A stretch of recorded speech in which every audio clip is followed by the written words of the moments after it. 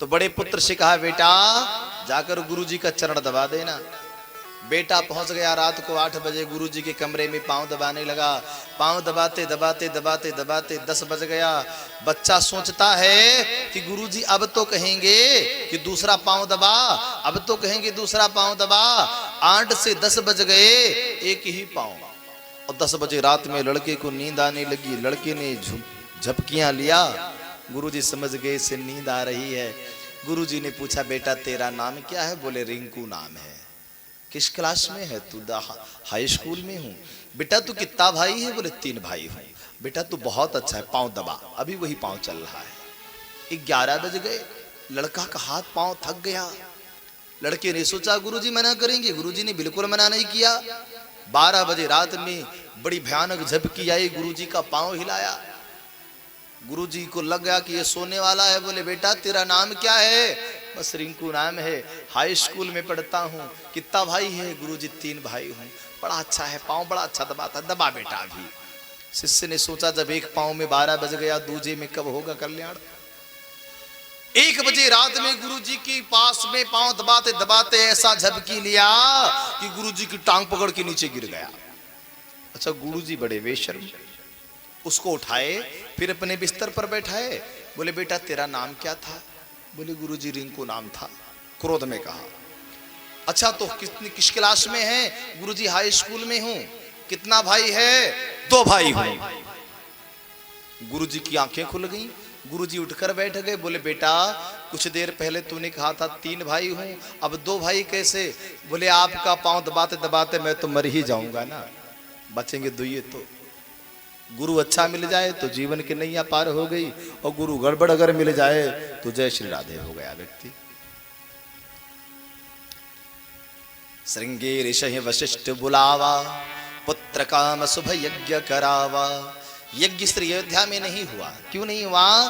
क्योंकि प्यारे अयोध्या की धरती अपावन थी, अपवित्र थी, अस्वच्छ थी। मैं अयोध्यावासी हूं, मैं बताऊं। अब प्रश्न ये है, अयोध्या पवित्र कब हुआ? होता ऐसे है जैसे खट्टे आम में अगर तोता टोंट लगा देवे तो आम मीठो हो जावे।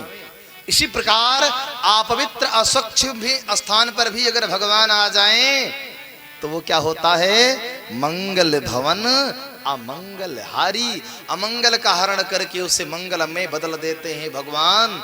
भगवान का जो यज्ञ हुआ पुत्रेष्टि यज्ञ, श्री अयोध्या से 20 किलोमीटर दूरी बस्ती के धरती पे मनोरमा नदी के तट पर मखौड़ा धाम है। आज भी वो यज्ञ मंडप बना है। आज भी उस समय पर यज्ञ होता है। जिन्हें संतान नहीं होती है वो लोग वहाँ महिलाएं जाती हैं और यज्ञ में यजमान बनती हैं। यज्ञ में कोई यज्ञ कुंड पे खीर बनता है, और आज भी वहाँ का नियम है जो खीर खा लेता है वो स्त्री गर्भणी हो जाती है और पुत्र ही पैदा होता है। मेरे अयोध्या से 20 किलोमीटर दूरी पे है वो, जिसे मखौड़ा धाम कहते हैं। मखौड़ा धाम में 9 दिन अनवरत यज्ञ हुआ। 10वें दिन भगवान स्वयं अग्निदेव प्रकट हुए और अग्निदेव भगवान ने एक पात्र में खीर दिया। खीर क्या है? एक वचन है। खीर एक है, एक वचन है। खाने वाली नारियां कितनी हैं? 3। और बच्चे कितने जन्म लिए? 4। गजब की गणित है। खीर एक, खाया 3 ने, जन्म दिया 4 को। किसी ने कहा कैसे? तो आओ हम बांटते हैं, आप लोग सीखो कैसे। रामचरितमानस में सबने कहा खीर एक है, खाने वाले 3। दशरथ ने कहा बांटे कैसे? बाबा जी ने कहा बांटता मैं हूं, खिलाओ आप। कैसे? पहले खीर को फैला दिया और फिर तुलसीदास जी ने बताया। दशरथ जी ने खीर को चीर दिया। अब खीर कितनी हो गई? 2। एक खीर को चीरा तो खीर 2 हो गई। आधी खीर उठा करके कौशल्या को अकेले दे दिया। अर्ध भाग कौशल्य यदीना।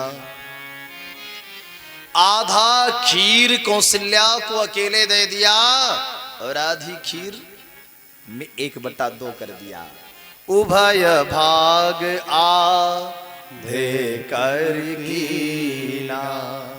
अब प्रश्न ये है, आधा खीर कौशल्या को दिया, आधे में 1/2 करके कैकेयी और सुमित्रा को दिया। कैकेयी ने सबसे पहले खीर खा लिया और जैसे कैकेयी ने खीर खाया गर्भ में कौन आया? स्वयं भरत भगवान विराजते हैं। सुमित्रा ने खीर खाया तो गर्भ में शत्रुघ्न लाल आ जाते हैं। लेकिन जो कौशल्या के हाथ में खीर है उसमें कौन है? कैकेयी ने खीर खाया, उसमें भरत का अंश है, सुमित्रा ने खाया, उसमें शत्रुघ्न का अंश है, तो जाहिर सी बात है कौशल्या के हाथ में जो खीर है उसमें राम होंगे। तो लक्ष्मण कहां से प्रकट हो गए बीच में? विचार किया कभी आपने? लक्ष्मण आए नहीं थे, लक्ष्मण तो बनाए गए थे। वो कैसे बनाए गए थे? कथा पर ध्यान दें तो आनंद आएगा प्यारे। लक्ष्मण बनाए कैसे गए? शब ने पूछा कौशल्या सबसे पहले खीर मिली, सबसे ज्यादा मिली, पर आपने खाया क्यों नहीं? कौशल्या ने कहा मैं तो मीठा नहीं खाती। कौशल्या को लगा खीर साधारण है, राम रूपी खीर में कौशल्या ने पागलपन में एक चुटकी खीर निकाल लिया, राम के शरीर को काट कर चुटकी में ले लिया। अब जो हाथ में है वो राम है, जो चुटकी में नोच लिया वो लक्ष्मण बन गए। अब लक्ष्मण को बेचना जरूरी है, देना नहीं, बेचना है। पहले भरत की मां कैकेयी को दिया, कैकेयी ने कहा मुझे नहीं चाहिए, लेकिन सुमित्रा ने दौड़ कर ले लिया। कैकेयी कहती ना ना मुझे नहीं चाहिए, और सुमित्रा ने दौड़ कर ले लिया। अच्छा, सुमित्रा ने दौड़ कर क्यों लिया, इस पर ध्यान दो। क्योंकि सुमित्रा ने नहीं मांगा था, सुमित्रा के जो गर्भ में बैठे थे शत्रुघ्न, वो कह रहे थे कि ये खीर मुझे जरूरत है। क्यों? सुमित्रा के गर्भ में कौन है? शत्रुघ्न। और शत्रुघ्न कौन है? जाके सुमिरन ते रिपुनासा, नाम शत्रुघ्न वेद प्रकाशा, जिसके नाम स्मरण से रिपुओं का नाश हो जाए, अर्थात भगवान शंकर ही तो शत्रुघ्न बन के बैठे थे।